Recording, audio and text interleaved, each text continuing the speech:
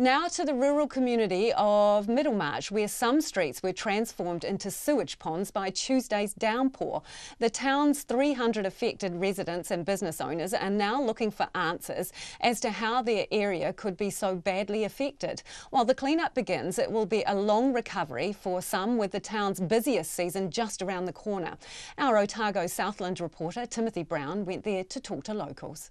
By about 6 o'clock that night, this whole place was flooded, and it was flooded up to knee-high in raw sewage.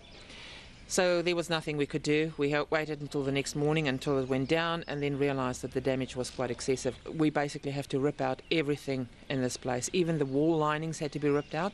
That's Tap and Dough Bistro owner Norma Emerson recounting the effects of Tuesday's deluge. The business only opened about a week ago and was gearing up for the busy summer season, until what can only be described as a fountain of crap spewed its grisly contents through the restaurant. It's heartbreaking seeing them ripping off our wall linings and the counter, which we spent a lot of money on and we were quite proud of. I don't think there's going to be much standing inside the building. We're going to be left with an empty shell that we will have to refurbish. Mrs Emerson is already counting the cost of the damage as well as lost business that will eventuate from it being closed until at least Christmas and potentially even into late January. On Tuesday, the Dunedin City Council said systems around the city area were coping as well as could be expected considering the deluge. But Mrs Emerson, who sits on the local community board, disagrees. That was PR talk. That was rubbish. That might have been the case in other places, in other areas of Dunedin. It certainly was not the case here. And I know I followed all the little news releases and everything that's been put out, and I just looked at it and thought, what bullshit are they talking? Because honestly, what was happening here was disastrous. And she's not alone in her assessment. Others are left wondering if the city-based council is concerned about the small outlying rural town, which marks the beginning of the Otago Central Rail Trail. One man who didn't want to be named says his yard was contaminated with sewage and he still hasn't heard from the council. Not very good.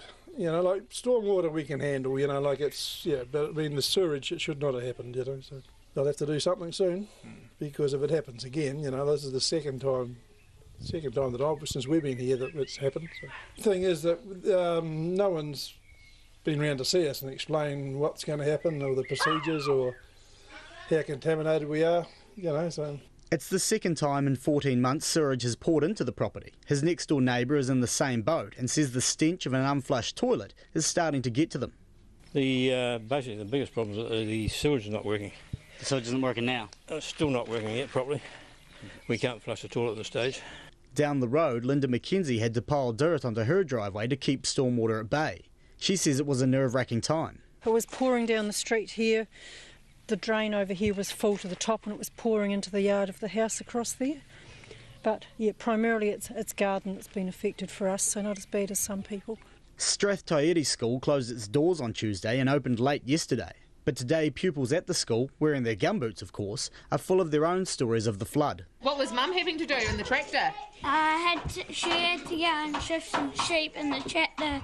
One cow was stuck on the other side of the creek and the calf was stuck on the right side, and the calf tried to get across to its mother. We had a flood that hit the dirt and it sort of like came down like that.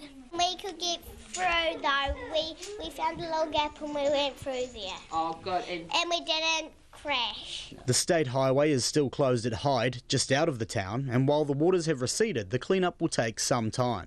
In Middlemarch, for Checkpoint, Timothy Brown.